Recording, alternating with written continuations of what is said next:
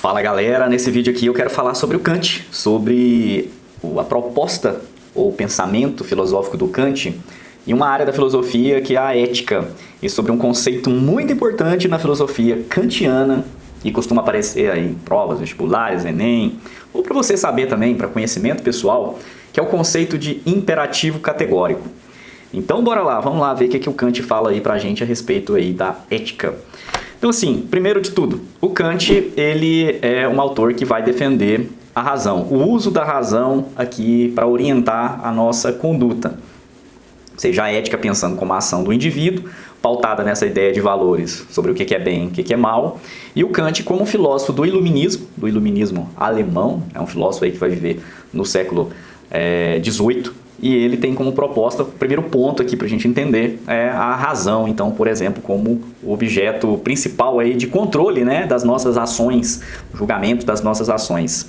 Então, para o Kant, a nossa razão ela deve dominar a vontade, as nossas vontades. Então, seriam as nossas sensibilidades, enfim, os nossos desejos, os nossos instintos. Pensar a moral, a ética aqui para o Kant, a gente tem que pensar nisso, que a razão, então, ela precisa, né, controlar esses outros impulsos que a gente tem, né, que ele vai chamar aqui de vontade. Ou seja, é um pouco parecido, por exemplo, lá com os filósofos gregos antigos, né, como Aristóteles, Platão, Sócrates, ou seja, uma ética racionalista. Só que assim, para os gregos antigos, eles vão pensando nessa ideia, por exemplo, de virtude, areté, lá para Aristóteles, de uma forma hierarquizada, de que as pessoas elas recebem pela natureza virtudes que são assim diferentes, desiguais, e você é virtuoso quando você consegue exercer justamente esse dom, essa habilidade, esse talento que você recebeu da natureza. Então, por exemplo, lá você tem uma pessoa bonita, e aí então a virtude dela é a beleza, e aí ela exerce aí essa beleza dela, sei lá, ela se arruma, né, se ajeita, se emperiquita todo, e aí beleza, isso aí tá tudo ok, isso é uma virtude. Então para os gregos, beleza, vai ter gente que não vai ter essa virtude, vai ter gente aí que foi desprovida de beleza, né, então ela não tem essa beleza, mas ela vai ter outras, ela pode, né, vir a ter outras virtudes, coragem, sabedoria, honra, né, pode ter outras coisas, assim. A distribuição desses dons, ele é feito de forma desigual, de maneira que estabelece, portanto, uma hierarquia. O Kant, ele não vai para esse caminho não, pelo contrário, a ética dele ela é bem igualitarista, então ela não vai ficar pensando assim que a virtude é exatamente o dom que a pessoa tem ali, com a qualidade que ela tem em si, né? Mas para o Kant o que importa é a boa ação, o que importa para ele é a intenção na ação, o que fazer certo, né, ou fazer o errado, no caso aqui da ética, agir de maneira correta, então, para ele, depende aí, portanto, de uma intenção. Não tem um valor intrínseco que sim. Então, assim, não importa se você é muito inteligente. Isso não é uma virtude para o Kant, porque você pode utilizar, por exemplo, a inteligência para o mal, para fazer coisas ruins para os outros, né? Para os outros, para a sociedade, para si próprio. Então, ele não percebe da forma como, por exemplo, lá o Aristóteles, enfim, os filósofos gregos aí da Antiguidade Clássica vão entender dessa forma aqui a ideia de virtude. Uma outra coisa a se observar aqui para o Kant, que ele vai tentar formular uma ética que ela seja, já que ela tem essa noção de igualitarismo aqui, uma ética que ela é universalista, ou seja, que vale para todos, para todas as pessoas, para todos os seres humanos, para todas as épocas, para todas as sociedades, para todas as culturas. Então ele pensa uma ética que ela é universalmente válida. E, portanto, essa ética vai ser chamada de formalista, porque a preocupação do Kant não é com o conteúdo em si, mas com a forma, com, portanto, a intenção no agir, é isso que vai determinar, e não, por exemplo, a consequência. E aí também a gente já começa a distinguir ele de outros filósofos, por exemplo, filósofos aí que vão pensar numa ética pautada na ideia de, por exemplo, responsabilidade sobre as suas ações. Então você vai pensar como que a sua ação vai interferir, ou o resultado da sua ação no que vai acontecer, né?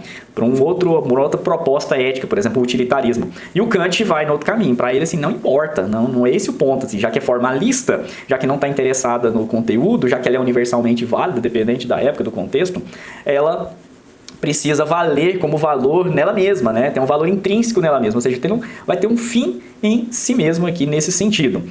E aí o Kant vai estabelecer os chamados princípios práticos, que seriam determinações gerais da nossa vontade. Os princípios práticos, né, da nossa conduta, do nosso agir, das nossas ações. Então, são várias das nossas ações. Então, por exemplo, a gente, nesses princípios práticos aqui, o Kant vai estabelecer dois tipos de princípios práticos: as máximas e os imperativos. Começando sobre as máximas. As máximas seriam subjetivas porque ela só diz respeito à minha pessoa. E no caso aqui da máxima, nem sempre a razão aqui vai determinar a minha vontade. Ou seja, outras coisas podem interferir na minha vontade. Então, a máxima que eu posso colocar para mim assim: não, eu vou correr todos os domingos às 8 horas da manhã. Todo mundo tem que seguir isso? Não é uma máxima que eu dei pra mim, né? Eu quero tomar sorvete, vou tomar sorvete todo o sábado às 4 horas da tarde. Isso é uma máxima totalmente subjetiva, assim, né? Então é algo aí que se aplica apenas à minha existência, a minha pessoa, meu sujeito. Por isso ela é subjetiva, essa máxima aí. Ela é um princípio prático, ou seja, de algo aí que eu vou fazer. É uma determinação da minha vontade, ou seja, porque eu estou querendo fazer isso, enfim. Mas isso me agrada, mas não necessariamente vai agradar todo mundo, né? Vai correr, por exemplo, muito cedo, ou tomar sorvete todo sábado, né? Não tem nada a ver. Mas aí a gente vem para a classificação aqui dele dos princípios práticos, né, que é a mais interessante, que é a mais importante, que são os imperativos. Os imperativos, sim, diferentemente das máximas, eles não são subjetivos, eles são objetivos e eles são válidos para todos. Ou seja, então, os imperativos eles seriam universais. E o Kant vai dizer que se a razão determinasse sempre a vontade, ou seja, se sempre o nosso pensamento, né, racional, ele fosse realmente aqui o controlador de todas as nossas condutas, as ações que nós teríamos seriam aí imperativos. Esses imperativos aqui que ele está chamando a atenção. E aí ele vai distinguir os imperativos também em dois tipos. Então vai só classificando de um para um, né? Dos princípios práticos a gente tem dois tipos e depois dos imperativos a gente também tem dois tipos, que são os hipotéticos e os categóricos. Falemos sobre os hipotéticos. Os hipotéticos, eles têm esse nome, esse título, hipotético, porque significa que é uma condição para que a gente queira alcançar determinados resultados. Por isso, assim, na hipótese de eu querer alguma coisa, de eu quiser conquistar determinada coisa, eu vou fazer aquilo. Então, portanto, eles são hipotéticos nesse sentido. Né? Por exemplo, vamos supor que na hipótese de eu querer, por exemplo, me tornar um jogador de futebol, o que eu devo fazer? Não, eu devo treinar, por exemplo, corrida, né, que é importante, um atleta de futebol ter velocidade. Eu vou treinar, por exemplo, chute ao gol, vou treinar aí passe, vou treinar aí... Enfim, vários movimentos que o jogador de futebol vai fazer e que eu preciso, então, portanto, me adequar caso eu queira me tornar um jogador de futebol, um bom jogador de futebol. Então, aqui nesse caso, é um imperativo hipotético. Todo mundo que quer se tornar um jogador de futebol tem que fazer isso? Sim, para o Kant seria isso, porque ele é um imperativo, ou seja, é um dever, você deve fazer, mas apenas na hipótese de você querer virar, por exemplo, um jogador de futebol. E aqui, então, a gente entra na definição que ele coloca dos imperativos hipotéticos, que são as chamadas regras de habilidade.